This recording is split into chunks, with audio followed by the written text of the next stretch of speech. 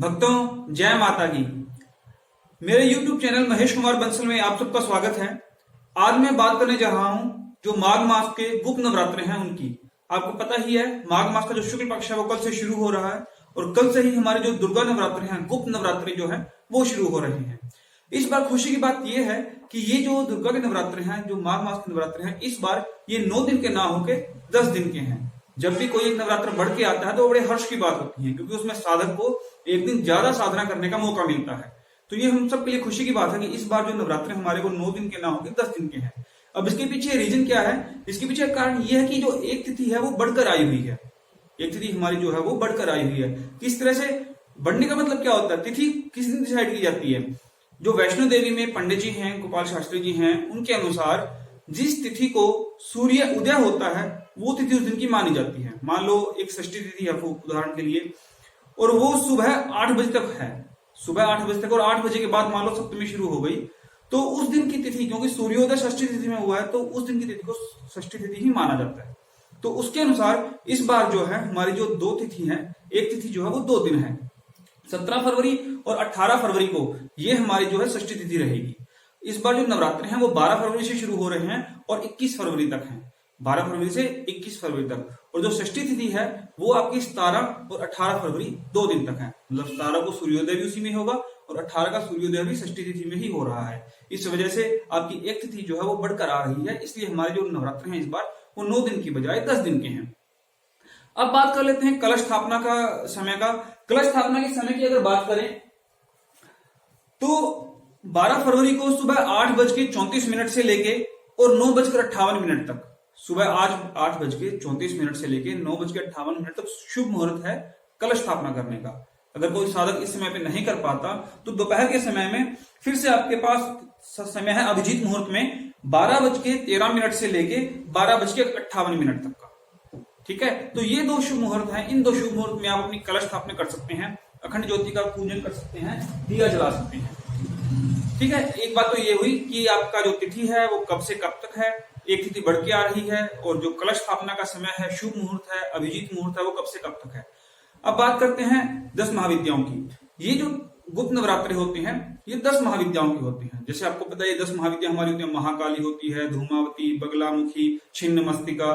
तो इस तरह ये हमारी 10 महाविद्याएं होती हैं। तो इनमें से किसी एक विद्या का पूरे हम 9 दिन तक तंत्र उच्चारण करते हैं, तंत्र मंत्र से उच्चारण करते हैं, उनकी साधना करते हैं। 10 जैसे बाकी हमारे जो वासंतिक नवरात्रि होते हैं, शारदीय नवरात्रि होते हैं, उसमें हम 9 देवियों की, शैलपुत्री, ब्रह्मचारिणी, रोज एक दिन की पूजा करते हैं। इसमें क्या होता है आपके पास कि आप एक देवी की ही 9 या 10 दिन तक पूजा करेंगे। सभी देवियों की नहीं करेंगे, एक की करेंगे जिसकी इच्छा से आप अपना यज्ञ जो है वो कर रहे हैं। अगली बात है कि इसमें आपको क्या क्या करना चाहिए, क्या क्या नहीं करना चाहिए। नंबर 1 बात, आप अखंड ज्योति का पूजन करें जैसे आप शारदीय नवरात्रों में करते हैं। नंबर 2, कलश स्थापना करें। नंबर 3, अगर हो सके तो आप व्रत कीजिए, दुर्गा नवरात्रों का व्रत कीजिए। नवरात्रों में क्या हुआ, व्रत जो है वो आपको अच्छा शुभ कर्म देने वाला होता है। कभी भी नवरात्रों के समय में जो गलत कार्य होते हैं, पहली बात वो कभी भी नहीं करने चाहिए। लेकिन जब कम से कम हमारे ये शुभ त्योहार होते हैं, जैसे दुर्गा नवरात्र हुआ, महाशिवरात्रि हुआ, जन्माष्टमी हुआ, तो इस समय पर तो जो गलत काम होते हैं, किसी का दिल दुखाना, चोरी करना, निंदा करना, अनिष्ट के बारे में सोचना, तामसिक भोजन करना, ब्रह्मचार्य व्रत का पालन ना करना, तो ये सारे सारे त्याज्य हैं। ये सारे नहीं करने चाहिए हमें गलत काम। इसमें इन दिनों में हमें पूरा ब्रह्मचार्य व्रत का पालन करना चाहिए। हमें जो सात्विक भोजन है वो खाना चाहिए, तामसिक भोजन नहीं करना चाहिए, किसी का दिल नहीं दुखाना चाहिए, दीन दुखी की सेवा करनी चाहिए, सत्य वचन का पालन करना चाहिए। तो ये हमारे होते हैं कि नित्य क्रम जो हम अपने त्योहारों के अंदर, हमारे जैसे दुर्गा नवरात्र हुए, महाशिवरात्रि, जन्माष्टमी, इसमें हमें करने चाहिए। तो और इसके बाद आप कर सकते हैं दुर्गा सप्तशती का पाठ। जो कल से हमारे नवरात्रि शुरू हो रहे हैं, इसमें आप दुर्गा सप्तशती का पाठ करें। जैसे आपको पता ही है कि कल से मैं भी रोज की रोज 2 अध्याय जो अपने इस यूट्यूब चैनल पे लेके आ रहा हूँ, संस्कृत में भी और हिंदी में भी। तो आप उनके साथ साथ अपना दुर्गा सप्तशती का पाठ शुरू कर सकते हैं। कई भक्तजन इस समय में देवी भागवत पुराण का भी श्रवण करते हैं, देवी भागवत पुराण का पाठ करते हैं। जब हमारा यूट्यूब चैनल पे दुर्गा सप्तशती का अध्याय चला जाएगा, 13 के 13 अध्याय हो जाएंगे। उसके बाद इसके अंदर मुझे अपना कीलक स्तोत्र, अर्गला स्तोत्र, दुर्गा कवच, हमारे जितने भी अन्य जितने भी दुर्गा सप्तशती के अंदर मंत्र दिए हैं, उन सबका हम एक एक करके इसके अंदर डालेंगे।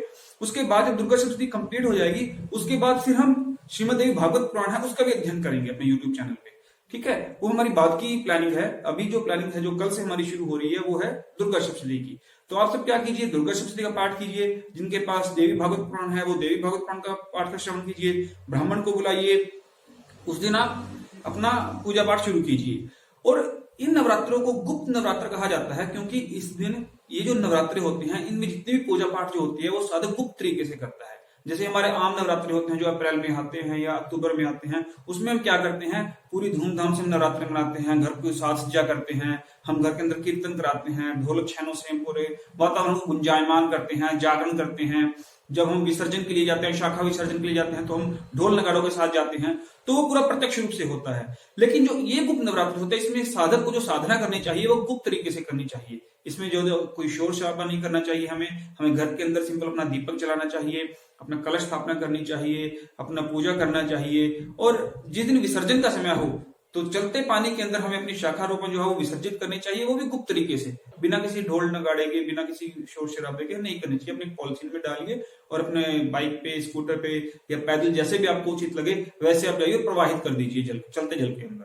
ठीक है, तो इस हमारे जो गुप्त नवरात्र होते हैं इसमें जितनी भी हमारी साधना होती है वो क्या होती है, हमारी गुप्त तरीके से होती है। ठीक है, तो इसलिए हम यहाँ पर भी जो पाठ करेंगे, हम अपना दुर्गा सप्तशती का अध्याय का पाठ डेली करेंगे, रोज एक दिन में एक अध्याय या 2 अध्याय, क्योंकि अब तो हमारे पास एक दिन भी एक्स्ट्रा भी हो गया है। ठीक है ना, पहले तो हमारे पास क्या थे, 7 या 8 दिन थे, अब हमारे पास पूरे के पूरे 10 दिन है, क्योंकि दुर्गा नवरात्र जो है वो एक दिन बढ़ के है, 9 के बजाय 10 दिन तक है। तो इसलिए हम अपना रोज पाठ करेंगे। आप भी मेरे साथ रोज पाठ कीजिएगा। आगे भी जो भी त्योहार आएंगे उनके बारे में मैं वीडियो लेके आता रहूंगा।